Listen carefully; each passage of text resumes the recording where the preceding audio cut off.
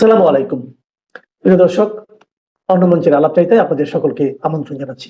আপনারা জনতার দল নামে সাম্প্রতিক সময় একটা দলের নাম শুনেছেন, বাংলাদেশের জনতার দল বা জনতার দল।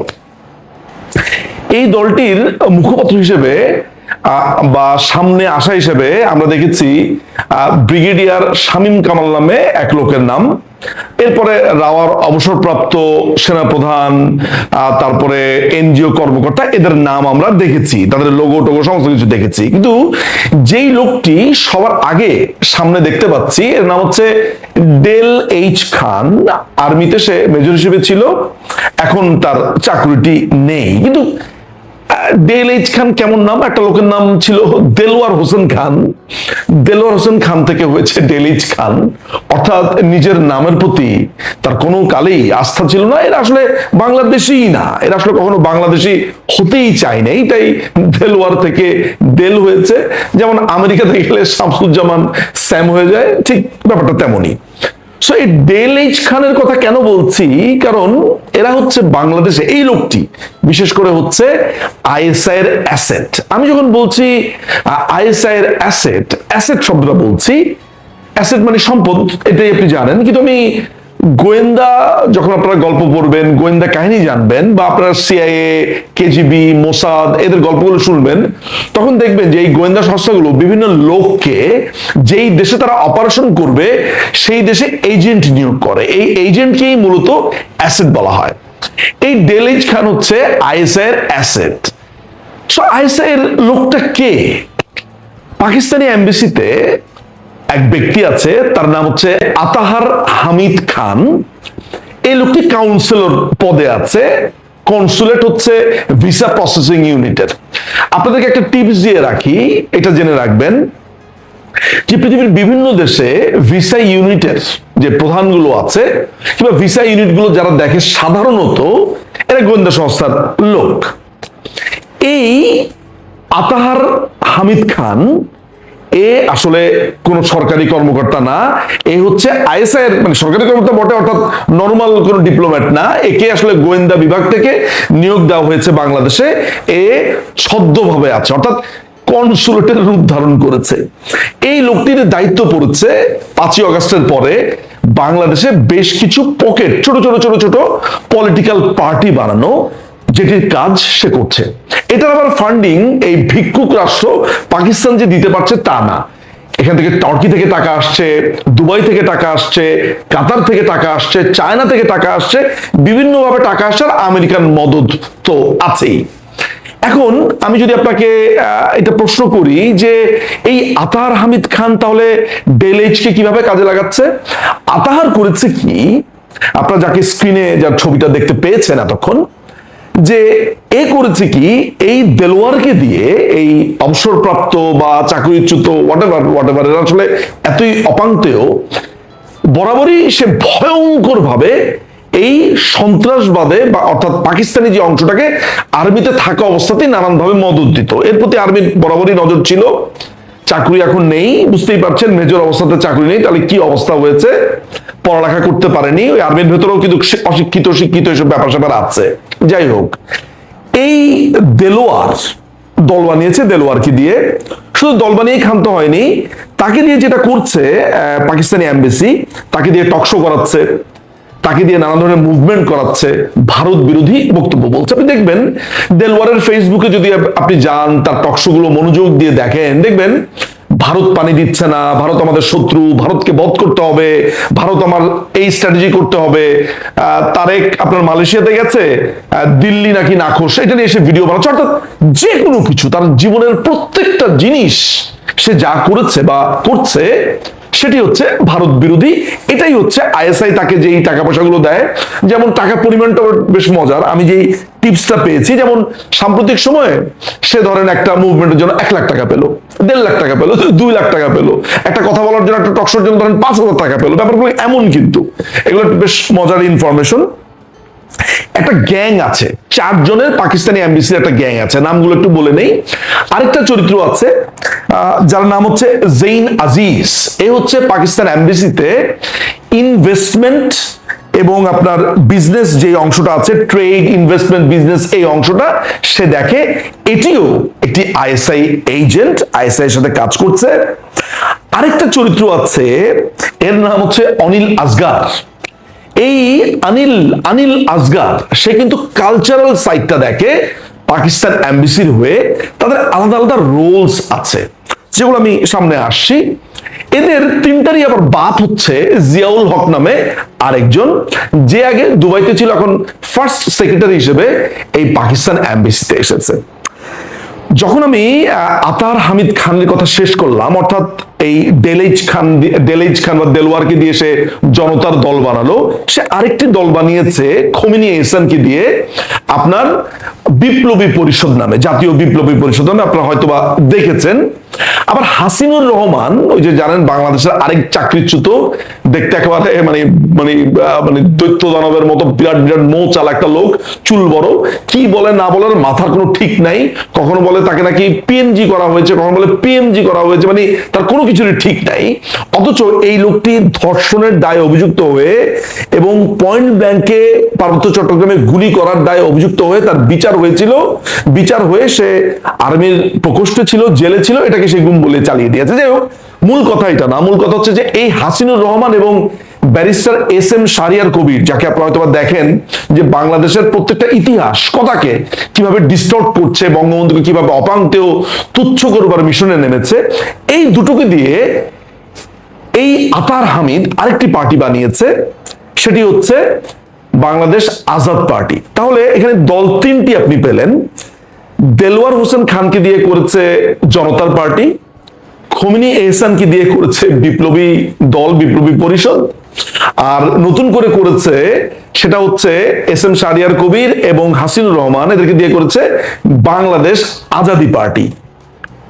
এই তিনটাকে দিয়ে আবার কিছু কালচারালি, অর্থাৎ সংস্কৃতিগত ভাবে কালচারালি এমন কিছু কাজ করাতে চাচ্ছে বা বক্তব্য দেওয়াতে চাচ্ছে যেখানে ইতিহাসকে নানানভাবে ডিস্টর্ট করা হয়। এইটার দায়িত্ব আবার পেয়েছে অনিল আসগার। এই অনিল আসগার শুধু এই কালচারাল সাইডটা দেখছে তা না, মজার ব্যাপার হচ্ছে আমি আপনাদেরকে তিনটা নাম বলছি। ওয়ার্ল্ড মুসলিম উম্মাহ, ওয়ার্ল্ড মোজাহির রাইটস এবং প্যান ইসলামিক মুভমেন্ট নামে তিনটি অর্গানাইজেশন করেছে বাংলাদেশে। এই তিনটি অর্গানাইজেশন করেছে বিহারিদেরকে দিয়ে, মিরপুরের বিহারি, সৈয়দপুরের বিহারি, এদের একটা সম্মেলন করে জেনেভা ক্যাম্পে সারা বাংলাদেশে যে বিহারি গোষ্ঠী আছে এদেরকে দিয়ে নানানভাবে এই তিনটি অর্গানাইজেশন বানিয়েছে এই অনিল আসগার। এবং এটারও কিন্তু একটা বড়সড় দেখাশোনা করে আতার হামিদ খান। এখানে জেইন আজিজ বলে আইএসআর যে আরেকটি এজেন্টের কথা বললাম, তার কাজ কি? সে ট্রেড, ইনভেস্টমেন্ট এই জায়গাগুলো দেখলো, টাকা পয়সার হ্যান্ডলিংটা সে করে, অর্থাৎ তার মাধ্যমে সেটা যায়। এই যে আমি আপনাদেরকে ইনফরমেশন গুলো দিচ্ছি, কেন দিচ্ছি জানেন? এই যে ডেলেজ খানকে যখন আপনি সামনে আরো কথা বলতে দেখবেন, শাহরিয়ার কবিরকে কথা বলতে দেখবেন, হাসিনকে কথা বলতে দেখবেন, আপনি যখন খোমেনি এহসানদেরকে লাফালাফি করতে দেখবেন, আপনি বুঝবেন যে এদেরকে কারা কাজ করাচ্ছে। এটা একটা চক্র। 5ই আগস্টের পরে পাকিস্তান যেই আমেরিকা, তারপর কাতার, তারপরে হচ্ছে দুবাই, এইসব বিভিন্ন জায়গা থেকে টাকা আসার পরে তাদের উপর যে দায়িত্বটা বর্তেছে, তারা মনে করে যে বাংলাদেশে ভারতীয় একটা আধিপত্য আছে, তারা মনে করে, এই যারাকে বলে হচ্ছে বাতাসে তলোয়ার চালানো, তারা মনে করছে যে এইটার একটা পাল্টা ন্যারেটিভ তারা তৈরি করবে কিছু মানুষকে দিয়ে। তখন তারা এই পলিটিক্যাল পার্টি, এরা জানে যে এরা জিন্দিগিতে কোনোদিন নির্বাচনে জিতবেও না, কোনো জায়গায় এমপিও হবে না, কিছুই হবে না, কিন্তু তাদেরকে একটা প্রেশার গ্রুপ, অর্থাৎ তাদেরকে মিডিয়ার সামনে এনে দল বানিয়ে নানান ধরনের চটকদার মুভমেন্ট করিয়ে, যেমন ধরেন কয়দিন আগে নওয়াব সলিমুল্লাহ একাডেমির ব্যানারে আপনারা দেখেছেন এই জনতার পার্টি, জনতার দল, তারপর হচ্ছে যে এস এম শাহরিয়ারদের আজাদি পার্টি, এরা সবাই মিলে ঝিলে যেটা করেছে, ভারতীয় হাই কমিশনের দিকে যাত্রা করেছে। এর আগে আপনি নাম শুনেছেন না, ইনকিলাব মঞ্চ, এই হাদির, এদেরকেও কিন্তু প্রথম টাকা দিতে হচ্ছে চায়না, পরে পাকিস্তানের আন্ডারে ছেড়ে দেয়। এখন তাদেরকে নানানভাবে তারা মার্কিন সাহায্য পায়, তারা নানানভাবে তার্কিশ সাহায্য পায়, সে এক আলাদা আর এক অনন্য ঘটনা। তো যাই হোক, যেটা বলছিলাম যে এই যে চটকদার মুভমেন্ট গুলো, অর্থাৎ ভারতীয় হাই কমিশনের দিকে যাত্রা, ভারতের বিরুদ্ধে বলা, টেলিভিশনের টক শো, আপনারা শুনলে অবাক হবেন যে টেলিভিশনগুলোর সাথে তাদের এক ধরনের চুক্তি আছে যে এইসব লোকগুলোকে সামনে আনতে হবে, এইসব লোকগুলোকে দিয়ে কথা বলাতে হবে। পাকিস্তান এমবেসি একটা বড় রোল প্লে করছে। এখন আপনি বলতে পারেন যে পাকিস্তান কথা বললো আর টিভি স্টেশনগুলো শুনলো, কিন্তু তাদের আসল বাবা সেগুলো হচ্ছে মার্কিন এমবেসি। ফলে ওই জায়গা থেকে প্রেশারটা আসে, এইটার ম্যানেজমেন্টের দায়িত্বটা করছে হচ্ছে পাকিস্তান। এখন আমি আরেকটা নামের দিকে আপনাকে নজর দিতে বলবো, সেটা হচ্ছে খোমেনি এহসান। খোমেনি এহসান নামটা শুনলে আপনার কাছে মনে হবে যে খোমেনি এই টাইপের নাম তো বাংলাদেশে শুনি না রে ভাই। বাংলাদেশের নাম হচ্ছে সাইফুল ইসলাম, রকিবুল ইসলাম, আরিফুর রহমান, আলিফুল হক, মানে মানে এই নামগুলো আমরা সাধারণত দেখি, হোসেন থাকে নামের শেষে, রহমান থাকে, কিন্তু এই সংসদে হানজালা, খোমেনি, এই অদ্ভুত অদ্ভুত নাম কোত্থেকে এলো? এরা বাংলাদেশে বরাবরই ছিল, আমরা এদেরকে দেখতে পাইনি। এই খোমেনি এহসান আগে শিবির করত, একে দিয়ে এখন বিপ্লবী পরিষদ বানিয়েছে। আপনি শুনলে অবাক হবেন, এই যে আসছে 14ই অগাস্ট, এই 14ই অগাস্টে তাদের একটা বড় ধরনের মুভমেন্ট হবে। সেটা কি? সেটা হচ্ছে পাকিস্তানের স্বাধীনতা দিবস তারা পালন করবে।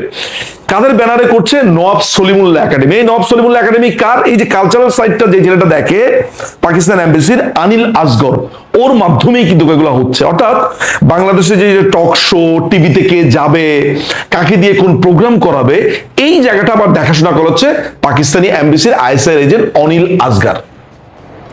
এই অনিল আসগর করেছে কি, আপনার সে যে জিনিসটাকে টার্গেট করেছে যে এরকম জাতীয় দিবস করবে, তারপরে জিন্নার মৃত্যুদিন, জন্মদিন, পাকিস্তানি দিবস, তারপরে পাকিস্তানি গান, পাকিস্তানি সিরিয়াল, পাকিস্তানি নাটক, পাকিস্তানি পোশাক, পাকিস্তানি খাদ্য, বাংলাদেশে যাতে এই জিনিসগুলোর অ্যাভেলেবিলিটি হয়।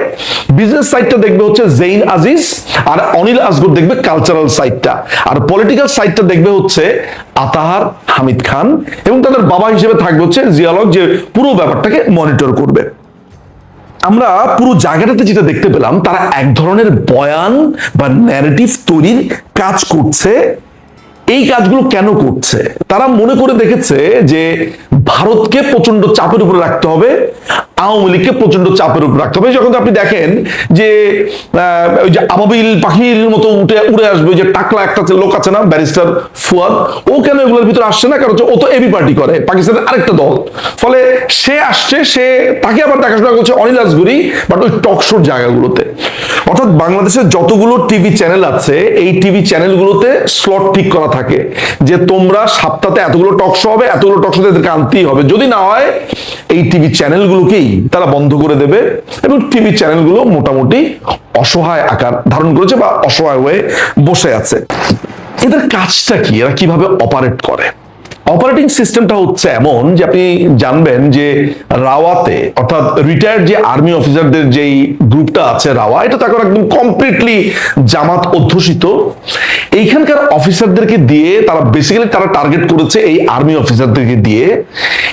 এদের মাধ্যমে যেমন একদিকে জঙ্গি ট্রেনিং হয়, একদিকে ন্যারেটিভ, যেটা আমি আগেই বলেছি, বয়ান তৈরির কাজ হয়, একদিকে ধরেন কালচারাল সাইড তারা ইকুইপ করবে। অর্থাৎ তাদের একটা টার্গেট হচ্ছে আগামী ধরেন 4 থেকে 5 বছরের মাথাতে তারা পাকিস্তানি ভালো ছিল এই ধরনের ন্যারেটিভ তৈরি করা।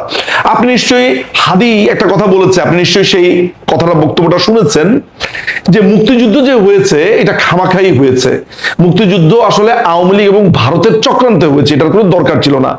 এই ভয়ঙ্কর রকমের ঔদ্ধত্যপূর্ণ কথা গত 55 বছরে বাংলাদেশের স্বাধীনতার পরে আপনি কোনোদিন এটা কাউকে বলার সাহস পেয়েছেন? মুক্তিযুদ্ধের সময় রাজাকাররা তো বলার সাহস পায়নি, অথচ তারা এগুলো বলছে। এই জিনিসগুলো তারা অল্প অল্প অল্প করে আপনার সামনে আসবে। কেন আমি আপনাদেরকে এসব ধরিয়ে দিচ্ছি? আপনারা প্রায় এগুলো বলতে শুনবেন, অবাক হন। আমি অনেককেই বলতে শুনি এত বড় সাহস, এটা করেছে সেটা করেছে, কিন্তু ভেতরের কাহিনী হচ্ছে এগুলা। অর্থাৎ আপনারা জিনিসটাকে যেভাবে সহজভাবে মনে করেন, যেটা বলার জন্য বলছে, এইটা না, এটা পুরো একটা টিম ওয়ার্ক। পাকিস্তানি এমবেসি তার আইএসআই এজেন্ট, যাদের নাম বললাম, আবারও বলি, আতাহার হামিদ খান, জেইন আজিজ, আনিল আসগর, জিয়াউল হক, এবং আরো আছে, এদের অনেক পুরো লম্বা ফিরিস্তি। বাট এই 4 জন মোটামুটি এখন পুরো ঢাকা শহরকে আপনার অপারেট করছে। এদের আরেকটা অপারেটিং সিস্টেম আছে, সেটা হচ্ছে ছোট ছোট কিওস্ক, বা আমরা যেটাকে বাংলাতে মুদি দোকানের মতো বলি, তারা সেটা করছে। আপনি এর আগে একটা ভিডিও আমি করেছি জুন মাসের 2 তারিখে, আপনি যদি দেখেন তাহলে দেখবেন যে পাকিস্তানি যেই ডিপ্লোম্যাট গুলো বাংলাদেশে আছে, তারা কিন্তু তাদের ডেজিগনেটেড গাড়ি ব্যবহার করছে না, নাম্বার প্লেট ব্যবহার করছে না। বাংলাদেশিদের মতো তারা যেটা করছে, মোটরসাইকেল ব্যবহার করছে, যেটা একদম নিষিদ্ধ। তারা বাসা ভাড়া নিয়ে বিভিন্ন জায়গাতে থাকছে এবং বাংলাদেশের বিভিন্ন অলিতে গলিতে তারা ছোট ছোট ছোট দোকান, পানের দোকান, এটা যেহেতু ফকির তাই এদের চিন্তা ভাবনা ফকিরের মতো, পানের দোকান, মুদি দোকান, এগুলো দিয়ে তারা মনিটরের কাজ করে। তারপরে ঢাকা শহরের বিভিন্ন যে ফ্ল্যাট বাড়িগুলো যেগুলো আছে, বিল্ডিং গুলো আছে, এগুলোতে সিকিউরিটির দায়িত্ব নেওয়ার জন্য বেশ কিছু পাকিস্তানি লোকজনও এসেছে, যে বাংলাদেশের বিভিন্ন জায়গাগুলোতে সিকিউরিটি গার্ড হিসেবে থাকবে। আনসার বাহিনীতে বেশ কিছু পুশ করা হচ্ছে। বাংলাদেশের প্রত্যেকটা জায়গা, যেমন ধরেন 15 থেকে 16টার মতো নতুন ঘাঁটি হয়েছে আইএসআই এর। তারা এখন আপনার এই মিয়ানমারের ঠিক পাশেই রোহিঙ্গা ক্যাম্পের মধ্যে আপনার যেটা কক্সবাজারে, টেকনাফে তারা ট্রেনিং দিচ্ছে। এগুলোর রেজাল্ট আপনি দেখতে পাবেন আরো কিছুদিন পর।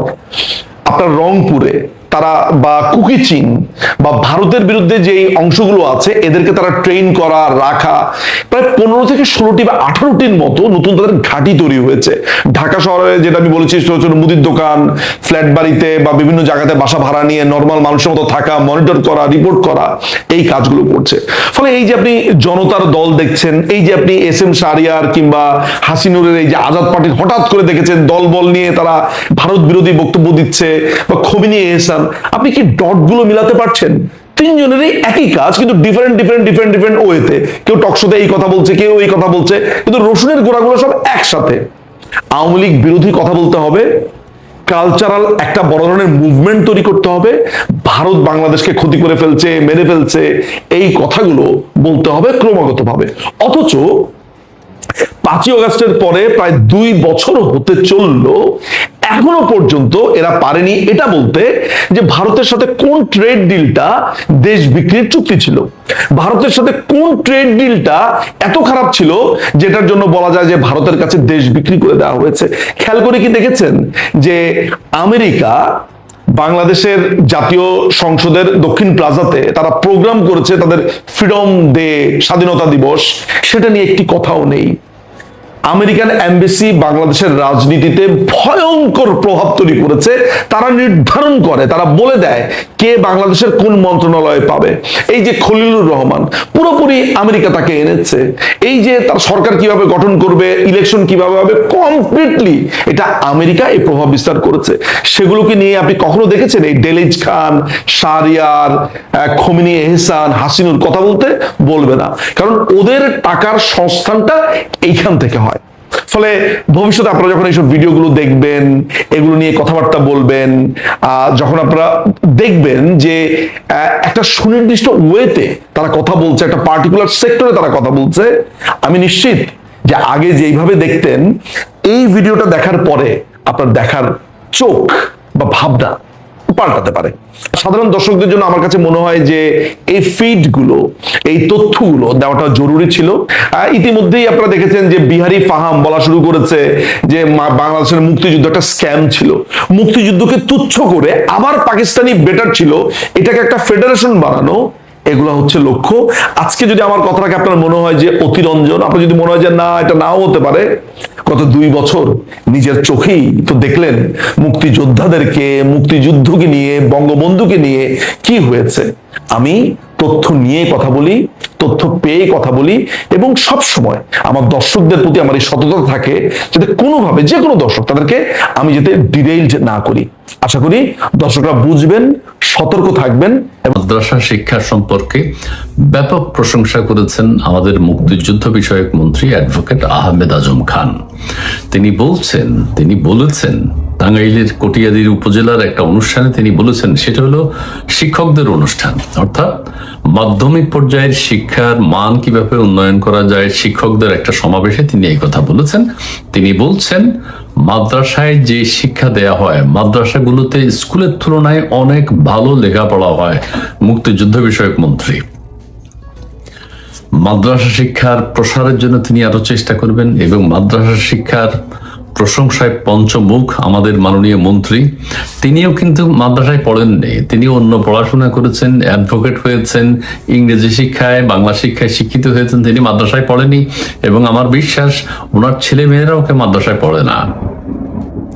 এবং ওনার নাতি নাতনিও কেউ মাদ্রাসায় পড়বে না কখনো, কিন্তু তিনি মাদ্রাসা শিক্ষার প্রশংসা করেছেন।